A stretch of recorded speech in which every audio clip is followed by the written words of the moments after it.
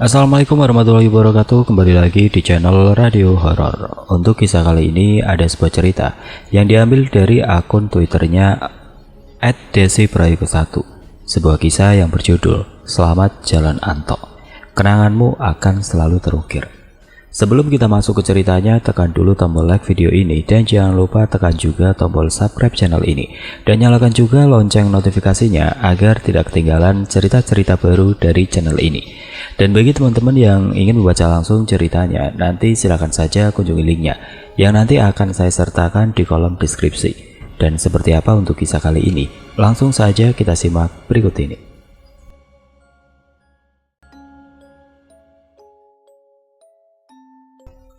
Kisah ini pure pengalaman pribadi emak dan lagi-lagi bersama beberapa orang teman. Ada emak, Mary, Nisha, Dimas, Putra, dan Anto. Kita dipasrahi semi job merias pengantin di salah satu kota di Kalimantan. Gimana selengkapnya? Akhir bulan Oktober 2016, emak, Mary, Nisha, Dimas, dan Anto memutuskan berangkat pertama. Ikut jadwal penerbangan jam 9 pagi. Diperkirakan perjalanan kurang lebih 3 jam karena ternyata pesawat yang kita tumpangi ada transit di Soekarno-Hatta. 1,5 jam kemudian kita tiba di Soekarno-Hatta untuk pindah maskapai. Lah ternyata di situ kita diinfo kalau pesawat transitan kita ini ada sedikit kendala. Jadi semua penumpang diminta menunggu kurang lebih hampir 1 jam di Bandara Soekarno-Hatta. Setelah semuanya beres, barulah semua penumpang diminta untuk kembali melanjutkan perjalanan menuju ke Kalimantan. Perjalanan dari Jakarta ke Kalimantan gak lama kok, cuma sekitar 1,5 jam kita sudah sampai. Kalau di total secara keseluruhan Surabaya transit Jakarta 1,5 jam. Terus waktu tunggu di Bandara Soekarno-Hatta kurang lebih 1 jam. Perjalanan Jakarta ke Kalimantan 1,5 jam. Total kurang lebih hampir 4 jam kita perjalanan ke Kalimantan pada waktu itu. Cuma di video horny emak salah menyebutkan. Yang benar bukan hampir 5 jam, tapi kurang lebih hampir 4 jam. Jadi mohon dimaklumi karena cerita ini juga udah lama banget dan hampir sebagian dari kita coba untuk melupakan kejadian tragis tersebut. Kembali ke cerita. Sedangkan Putra itu naik penerbangan sore dari Surabaya yang langsung menuju ke Kalimantan. Hanya butuh waktu kurang lebih 1 jam 45 menit, Putra sudah tiba di Kalimantan. Saat Putra tiba di rumah mempelai, seingat kita itu bertepatan sama adzan maghrib, hampir mendekati adzan waktu itu. Gak tahu lagi kalau emak bilang 5 jam itu sudah dia kalkulasikan sama perjalanan dari bandara menuju ke rumah mempelai. Soalnya itu jauh banget, perjalanan ada kali 1 jam dari bandara, itu naik mobil, entah kalau naik motor. Mungkin sedikit lebih cepat. Kembali ke cerita. Dari bandara kita dijemput dan dibawa ke rumah mempelai perempuan dengan mobil. Makanya seperti yang aku bilang, kita naik mobil jadi perjalanan sedikit lebih lama. Di tengah perjalanan, emak nyeletuk. Waduh, deso mana rek? Mungkin karena anak-anak udah kecapean juga, jadi hanya merespon dengan anggukan dan perjalanan terus berlanjut. Hampir 1 jam kemudian, kita sampailah di rumah mempelai. Kita disambut baik sekali. Orang-orang di sana juga ramah dan penuh kehangatan. Kita disajikan makanan-makanan khas sana dan beberapa gelas teh hangat. Meski saat itu masih siang, udaranya itu nggak panas dan menyengat. Masih terasa sejuk dan anginnya juga semplohai. Tidak lama kemudian datanglah seorang bapak-bapak yang mungkin beliau adalah pemuka adat di sana. Kan di sana juga terdiri dari berbagai suku. Kemungkinan beliau salah satu orang yang sukunya sama, kayak keluarga mempelai. Beliau datang dan duduk di dekat kita. Terus beliau tanya, "Di sini, yang pasangan suami istri siapa?" Setelah itu emak yang laki-laki menjadi perwakilan kita ngomong, "Di sini tidak ada yang pasangan suami istri, Pak. Kita semua hanya rekan kerja," kata emak. Habis itu bapak ini menjelaskan, nanti yang cowok-cowok akan tidur di sebuah rumah khusus, katakanlah rumah A. Untuk cewek-cewek akan tidur di rumah mempelai perempuan. Bapak itu juga menjelaskan kalau pasangan yang bukan suami istri selain keluarga atau hubungan darah dilarang tidur satu atap. Makanya kita dibagi demikian rupa. Namanya di wilayah orang yang bukan notabene tempat kita berasal. Artinya, hal semacam itu sudah lumrah ada. Sebab di setiap daerah memiliki aturan-aturan tertentu yang harus dipatuhi. Baik itu petuah maupun larangan. Jika melanggar pasti hukum adatlah yang berbicara. Jawa juga sebenarnya ada, tapi ya begitulah. Aku enggan berkomentar. Selain menjelaskan peraturan tersebut, bapak ini juga menjelaskan peraturan-peraturan lainnya. Selesai ngobrol-ngobrol banyak hal dan kita juga sudah paham dengan tatanan adat di sana, kita langsung dipersilakan untuk istirahat. Emak, Mary dan Nisha masuk ke rumah mempelai. Sedangkan kita yang cowok-cowok diantar sama bapak mempelai ke rumah khusus tersebut. Sepintas tidak ada yang aneh dengan rumah ini. Hanya terdapat 2 kamar, dapur dan area menonton TV. Sayangnya kamar mandi rumah ini terpisah. Posisinya ada di belakang dan keluar dari bangunan rumahnya. Kalau pagi sampai sore sih nggak apa-apa, biasa aja. Tapi kalau malam, entahlah. Aku memilih tidur di kamar nomor 1, bertiga sama Sisko dan Putra. Soalnya Anto milih tidur sendiri di kamar belakang yang lokasinya dekat dapur dan pintu akses belakang ke kamar mandi. Ya udah, bener-bener gak ada yang aneh sampai Putra pun datang. Sore itu kita balik lagi ke rumah mempelai untuk makan bersama terus ngopi-ngopi bareng. Pokoknya seru banget. Barulah sekitar jam 10 malam, satu persatu dari kita pamit untuk pamit. Yang terakhir sih aku lihat tim cewek-cewek. Soalnya mereka sama bantu bersih-bersih. Sedangkan tim cewek, emak tidur sama Mary di kamar tamu depan yang view jendelanya teras depan. Sedangkan Nisha tidur sendiri di kamar sebelah kamarnya emak. Udah gitu aja sih penjelasannya kalau tim cewek. Selebihnya rumah mempelai aku nggak paham. Mungkin nanti ditambahin sama emak. Dari emak, kamar di rumah mempelai ini total ada 10. 5 kamar di bawah ini untuk tamu semua. 2 kita pakai dan sisanya diisi sama keluarga mempelai. 5 di atas ya kamar orang tua mempelai. Kamar si mbak mempelai. Terus 1 kamar kakak laki-laki mempelai, kamar anak kakak laki-laki mempelai, dan terakhir kamar adiknya mempelai. Kamar mandinya juga sama, ada di belakang dan di luar bangunan rumah. Balik ke aku Dimas. Keesokan paginya kita semua bangun dan ngumpul lagi di rumah mempelai untuk makan. Setelah itu ibunya mempelai mengajak kita ke tempat baju yang merancang baju akad nikahnya pengantin. Kebetulan tema akadnya mengusung adat setempat. Berhubung kita tidak menyediakan bajunya, makanya pihak pengantin menyediakan sendiri. Kita hanya menyediakan baju untuk resepsi dan pesta di rumah mempelai pria. Acara akadnya diadakan besok. Jadi dari kedatangan kita memang sengaja ada jeda 1 hari untuk prepare. Nggak bisa pokoknya kita datang terus besok harus acara. Intinya nggak bisa dadakan. Minimal ada jeda 1 hari untuk prepare. Sama halnya kayak kita waktu itu. Tapi ternyata yang bisa ikut ke bukit itu cuma 5 orang.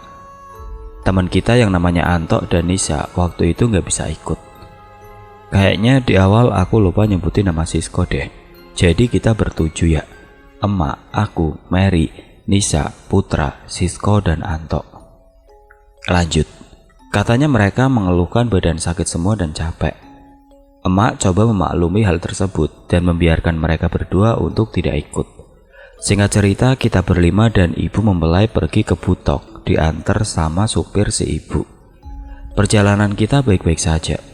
Alhamdulillah berangkat dan pulang selamat sampai di tujuan. Bahkan sebelum pulang, kita sempat mampir makan di traktir sama si ibu. Habis makan, kita semua langsung lanjut pulang.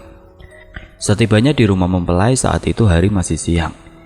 Kita atau semua orang yang baru datang ini melihat teman kita Nisha baru saja keluar dari rumah A sambil memperlihatkan gelagat yang aneh. Dia sedikit berlari masuk ke rumah mempelai. Nggak ada nyambut atau sekedar basa-basi dulu. Tiba-tiba malah mau nyelonong masuk. Emak ngerasa ada yang aneh sama Nisha. Langsung spontan megang tangan Nisha. Di situ emak tanya, "Kamu ngapain dari sana? Kok buru-buru banget?"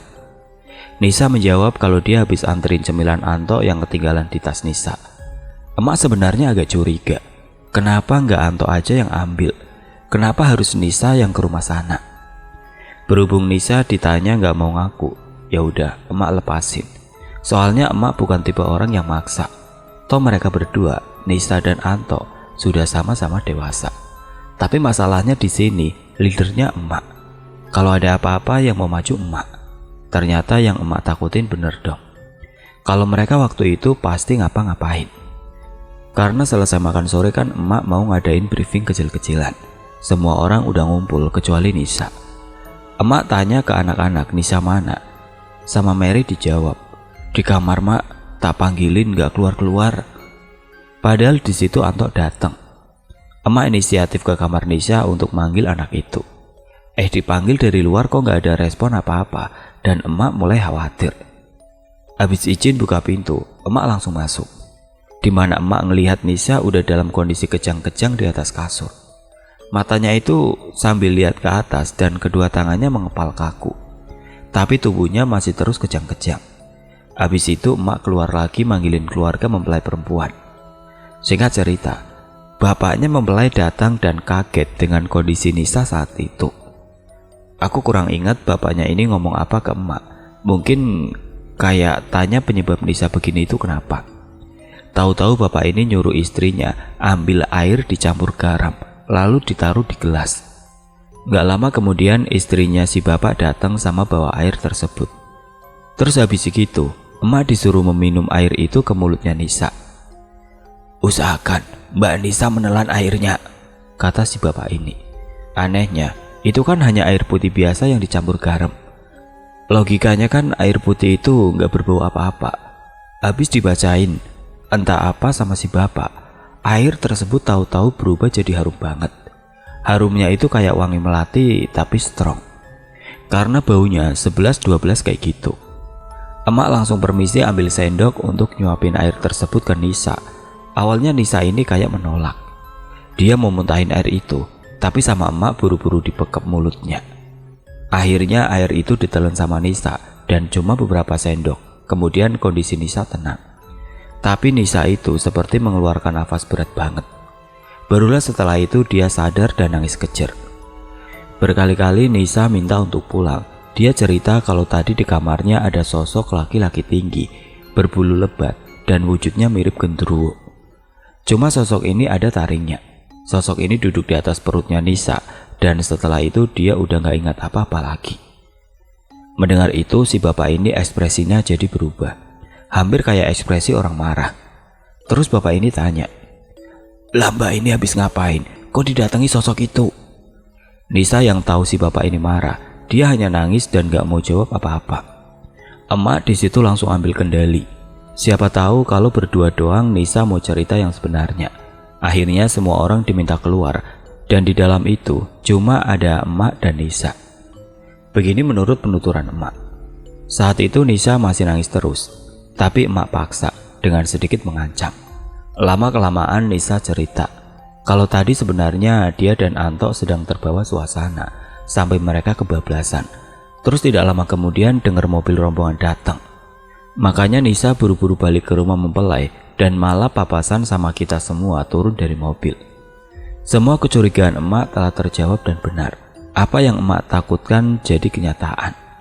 Kita semua lihat emak keluar dari kamar Nisa seorang diri dengan ekspresi yang aneh. Aku paham, emak waktu itu ketakutan. Langsung aku pindah posisi deketin emak. Aku tenangin dia sampai akhirnya emak ngomong. Emak ceritakan semua yang Nisa katakan sambil berkali-kali minta maaf. Pas emak mau cerita lebih jauh, si bapak menyuruh emak untuk berhenti. Katanya, si bapak sudah tahu apa yang sebenarnya terjadi. Terus si bapak tanya, "Nisa lakuin itu sama siapa?" Disitulah kita semua baru paham maksudnya si bapak ini. Kalau Nisa tadi habis mantap-mantapan sama si Anto. Ya kita semua langsung nunjuk ke Anto. Secara kan tadi cuma mereka berdua yang gak ikut dan mereka juga pacaran. Meskipun sebenarnya lagi mau lamaran. Yang disesalkan, kok gak bisa nahan. Padahal mereka semua kan statusnya di situ sebagai tamu.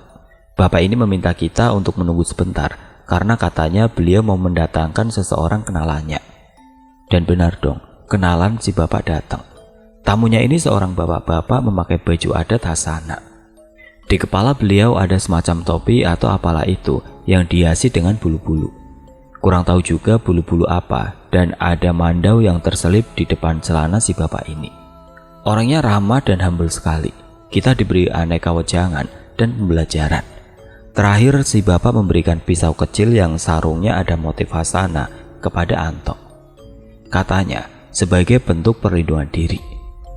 Pisau tersebut harus diselipkan di celana depan Anto dan gak boleh jauh dari dia selama Anto masih ada di sekitar Pulau Kalimantan.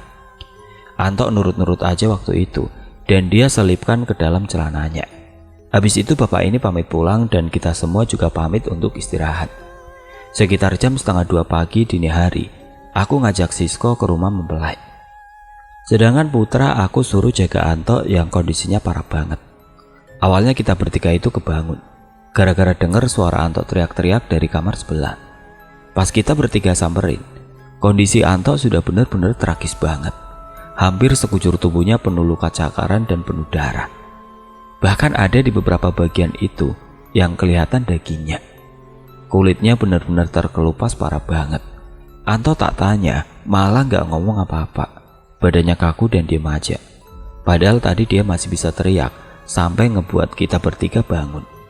Aku gak pakai lama minta temenin Sisko ke rumah mempelai untuk ngasih tahu emak. Pas di rumah mempelai, sungkan aslinya aku gedor-gedor pintu pagi-pagi. Tapi ya mau gimana lagi, keadaannya sudah benar-benar darurat banget. Akhirnya kita beraniin diri gedor pintu. Tidak lama kemudian ada suara ibu mempelai perempuan. Terus aku lihat di belakang ibu itu ada emak. Emak langsung tak panggil dan aku suruh nyusul ke rumah A. Emak seketika coba bangunin Mary. Karena Nisa kita bangunin gak bangun-bangun, akhirnya kita tinggal. Ternyata keluarga mempelai yang ada di rumah itu pada ikut ke semua. Hanya Nisa seorang diri di rumah mempelai. Semua orang yang tiba di rumah A langsung kaget saat melihat kondisi Anto. Bapak mempelai mencoba menelpon si bapak-bapak tadi malam yang kita temui untuk datang. Beberapa menit kemudian bapak-bapak ini datang dan sama seperti kita semua. Bapak ini juga terkejut. Terus bapak ini tanya, Anto kok bisa kayak gini? Ya kita jawab nggak tahu. Soalnya nggak ada yang sekamar sama Anto. Kita tahu-tahu udah ngelihat Anto kayak gitu kondisinya. Anto juga ditanya tapi mulutnya nggak bisa keluarin suara. Habis itu bapak-bapak ini kayak keluarin entah itu cairan apa ke telapak tangannya. Setelah cairan tersebut ditempelkan ke keningnya Anto, seketika Anto langsung bisa bicara. Di situ dia nangis sekenceng-kencengnya. Anto cerita kalau tadi ada sosok seperti kuyang tanpa tubuh dan taringnya panjang-panjang. Katanya datang dari arah pintu belakang. Anto kira itu kita mau ke kamar mandi. Tunggu demi tunggu, kok gak kedengaran bunyi langkah kaki kita. Anto juga ogah ngecek keluar. Tiba-tiba, pintu kamar Anto terbuka sendiri. Pintunya itu dari kayu, tapi slotnya itu beda, kayak slot-slot pada umumnya. Hanya pakai slot kayu, paham kan? Lah waktu itu Anto ngerasa pintu kamarnya udah dislot dari dalam. Kok sekarang bisa buka sendiri? Anto seketika langsung balik badan untuk melihat. Ternyata sosok itu sudah ada di depan pintu dengan ekspresi wajah marah ke arah Anto. Dengan cepat sosok ini terbang ke arah Anto dan mencabik-cabik tubuh Anto menggunakan kedua taringnya. Anto langsung teriak kesakitan dan membangunkan kita bertiga. Sayangnya, setelah itu mulutnya tiba-tiba tidak bisa mengeluarkan suara apapun. Sampai bapak itu datang dan membuatnya bisa bicara lagi. Langsung dia ceritakan semuanya, tapi bapak ini marah dan menanyakan di mana pisau kecil tadi. Katanya pisau itu harus selalu sama Anto dan jangan pernah dilepas. Tapi Anto takut kalau pisau itu tiba-tiba terbuka dan gak sengaja melukai dia saat tidur. Makanya Anto lepas dan ditaruh di atas lemari dekat kasurnya. Bapak itu kembali menjelaskan kalau pisau tersebut tidak akan pernah terbuka selama Anto tidak dalam kondisi bahaya. Mau kalian buka dengan cara apapun, pisau kecil itu tidak akan terbuka. Dia terbuka hanya untuk menyerap energi dan mengusir sosok-sosok yang dianggap pengganggu orang yang sedang memakai pisau tersebut. Emak yang fokus sama luka-luka di tubuh Anto seketika meminta orang-orang untuk membantunya membawa Anto ke rumah sakit. Takut lukanya makin parah. Akhirnya Anto dipinjamkan mobil ke salah satu tetangga mempelai. Sekaligus tetangganya itulah yang mengantar emak, aku, Putra dan Sisko ke rumah sakit untuk ngobatin Anto. Sedangkan Mary memilih tinggal di rumah untuk nemenin Nisa yang sendirian. Kita tinggalin emak dan fokus sejenak di part kesaksian Mary. Sewaktu emak dan yang lain bawa Anto ke rumah sakit, Mary ini berinisiatif balik ke rumah mempelai guna membangunkan Nisa. Sedangkan mempelai dan semua keluarganya masih ngumpul di rumah A, Mary putuskan untuk jalan sendiri untuk pulang. Setibanya di depan pekarangan rumah mempelai, Mary langsung balik ke rumah A. Tapi kali ini sambil lari dan teriak-teriak.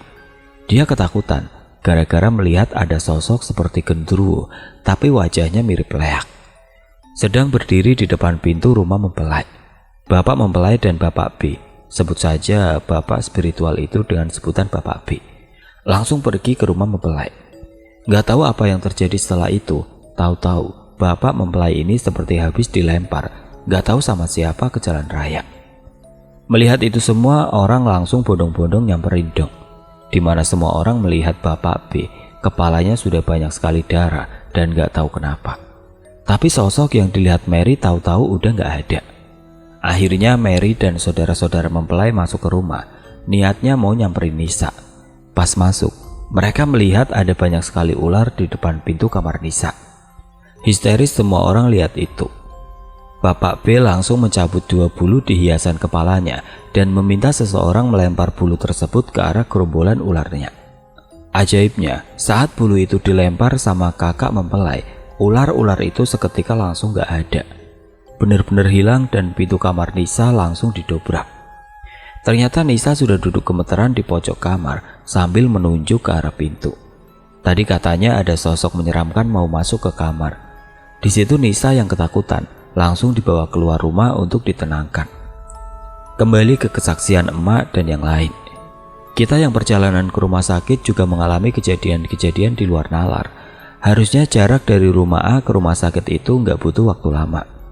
Tapi kita diputer-puterin 3 kali, nggak tahu diputer-puter sama siapa. Masa kita terus-terusan melewati rumah A sama rumah mempelai hampir 3 kali. Merasa ada yang janggal, pak sopirnya berhentiin mobil kayak di pinggir lapangan. Jujur kita sendiri kurang paham itu lapangan apa. Karena kanan kiri kita waktu itu ya bener-bener cuma lapangan kosong. Habis itu pak sopirnya minta kita lempar uang koin sebanyak 3 koin ke jalanan luar.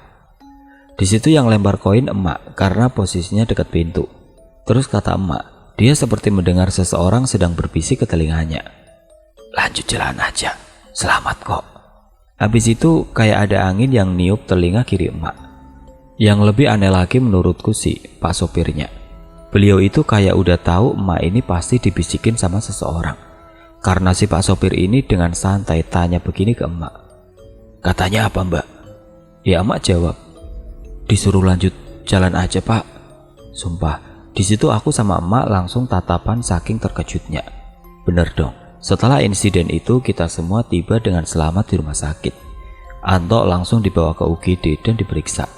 Setelah itu semua tubuh Anto diperban dan dia pakai pampers supaya nggak bingung pipis dan lain-lain.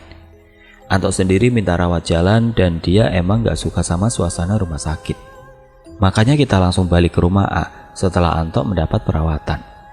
Karena paginya kita juga harus menyiapkan untuk acara akad nikahannya toh. Benar saja. Akibat insiden semalam, pagi harinya kita semua kewalahan. Beruntung itu semua dapat teratasi dan akad nikah dapat berlangsung dengan semestinya. Setelah acara akad keresepsikan kita masih ada jeda. Itu kita gunain untuk melihat kondisi Anto. Di situ aku lihat emak bantu Nisa merawat Anto. Terus tidak lama kemudian, Bapak B datang ke rumah A sambil membawa semacam ranting pohon. Cuma kita nggak tahu itu pohon apa. Tapi masih lebat daunnya.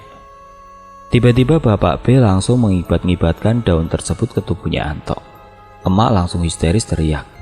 Wajar sih menurutku, soalnya mengingat luka Anto kayak gitu loh. Tapi Bapak B malah nyuruh kita untuk tenang.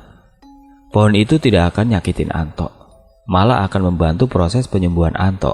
Tetap saja yang namanya emak, dia terus histeris. Yang aku lihat, Anto malah mengeluh badannya jadi gatal semua. Dia nggak bisa garuk karena posisi tangannya sedang diperban. Setelah selesai, Bapak B nyuruh orang-orang untuk membuka perbannya Anto. Ajaib bukan main. Luka-luka di tubuh Anto semuanya hilang. Benar-benar hilang, tidak tersisa.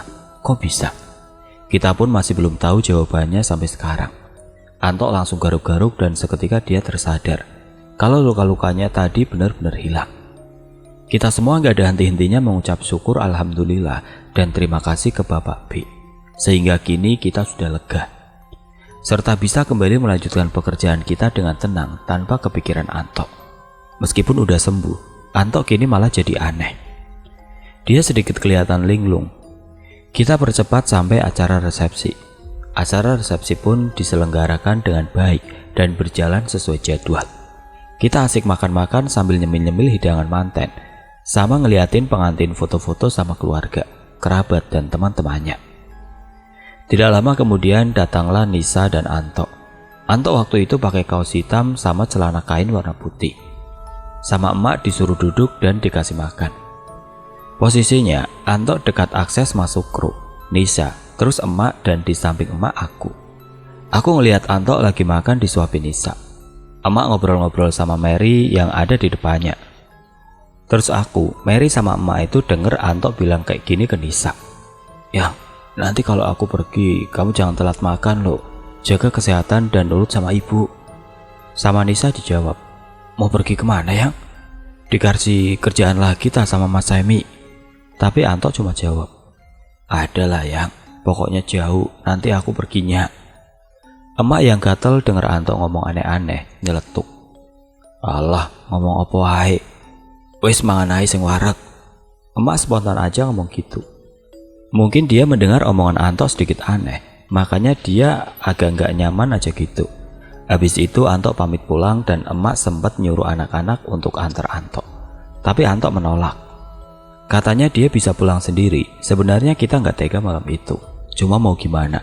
Antoknya sendiri menolak diantar pulang. Malah marah ke kita. Kan kita akhirnya jadi segen gimana gitu sama dia. Kita lihat dari kejauhan. Antok jalan sendiri pulang ke rumah A. Kita juga akhirnya balik lagi dengan kesibukan masing-masing. Sekitar setengah jam kemudian, ada seorang bapak-bapak menghampiri kita di tenda. Bapak-bapak ini ngomong sambil histeris ke arah emak. "Cowok tadi yang barusan keluar tenda teman siapa?" "Teman mbaknya," sambil nunjuk ke emak. Emak ya langsung mengangguk. Terus bapak-bapak itu langsung nyuruh emak keluar sambil bilang, "Temannya tadi ketabrak truk." Aku dan semua orang harus langsung lari ke tempat yang diberitahu sama bapak ini. Lemas badan kita sewaktu ngelihat tubuh Antok sudah tergeletak di tanah. Semua orang nangis dan aku sampai nggak bisa ngomong apa-apa. Aku lihat Nisa nangis di bawah kaki Antok. Emak sama Mary histeris di pinggir jalan. Terus ada 2 orang polisi datang ke TKP. Polisi ini ngomong, "Truknya jalanin ke depan. Kalau nggak gitu, kita nggak bisa ambil jasadnya." Karena posisi leher Antok itu kelindes ban depan truk pasir yang menabraknya. Sewaktu truk itu jalan, aku dengar bunyi krek. Sehabis itu aku nggak ngelihat Antok yang tadi masih kecit-kecit tubuhnya. Tapi sewaktu truk itu jalan, tubuh Antok benar-benar sudah tidak bergerak lagi. Antok meninggal seketika di lokasi kejadian. Tubuhnya langsung dibawa ke rumah sakit terdekat untuk diperiksa. Sedangkan sopir truk itu langsung diamankan di kantor polisi untuk dimintai keterangan lebih lanjut. Aku langsung hubungi Semi untuk mengabarkan berita duka tersebut. Acara pernikahan pengantin jadi sedikit berantakan. Untung keluarga mempelai baik sekali, mencoba memahami posisi kita waktu itu. Menurut informasi si bapak yang manggil kita tadi, Antok itu awalnya jalan biasa, hingga sampai di satu spot bapak ini ngelihat gelagat Antok aneh.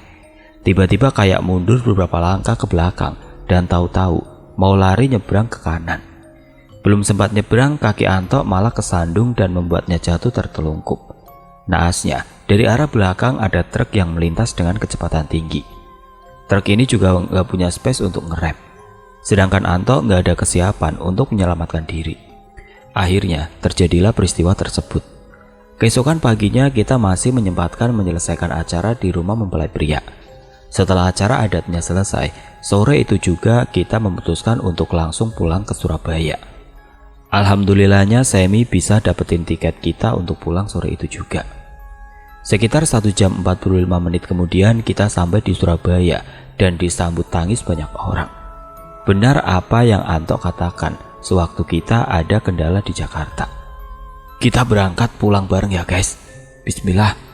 Bener tok, kita berangkat pulang bareng. Cuma pulangnya kita di bangku penumpang, kamu di kargo tok.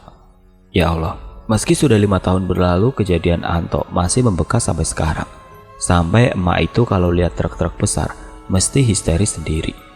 Saking traumanya dia sama truk, apapun yang pernah Anto dan Nisa perbuat. Setidaknya cerita ini cukuplah jadi pembelajaran untuk kita semua tanpa menjaga. Kita juga memohon sejenak waktunya untuk sama-sama mengirimkan Al-Fatihah buat Anto. Untuk keluarga Anto, sekali lagi kami turut berbela-sungkawa. Kami juga mengucapkan terima kasih karena sudah diperbolehkan meng-share cerita ini. Untuk Nisa yang sabar ya, insya Allah Anto sudah tenang di sana dan kamu harus mulai belajar ikhlas. Yang terakhir, terima kasih besar untuk keluarga mempelai pengantin kita waktu itu yang sudah baik sekali. Semoga Allah membalas segala kebaikan kalian. Saya tahu temanmu itu sebenarnya tidak berumur panjang sejak pertama kali saya melihatnya. Tapi saya juga tidak tahu kalau dia harus meninggal dengan cara tragis ini. Saya memberikan pisau itu benar untuk melindunginya dan membuatnya sedikit tenang dari gangguan-gangguan mereka. Mohon maaf, saya tidak bisa berbuat banyak. Karena semua ini rahasia Tuhan dan hanya Tuhanlah yang tahu pasti kapan hambanya berpulang, ucap Bapak B. Tapi tetap wallahu alam, hanya Allah yang mengerti apa yang sebenarnya terjadi waktu itu. Intinya, di mana bumi dipijak, di situ langit dijunjung.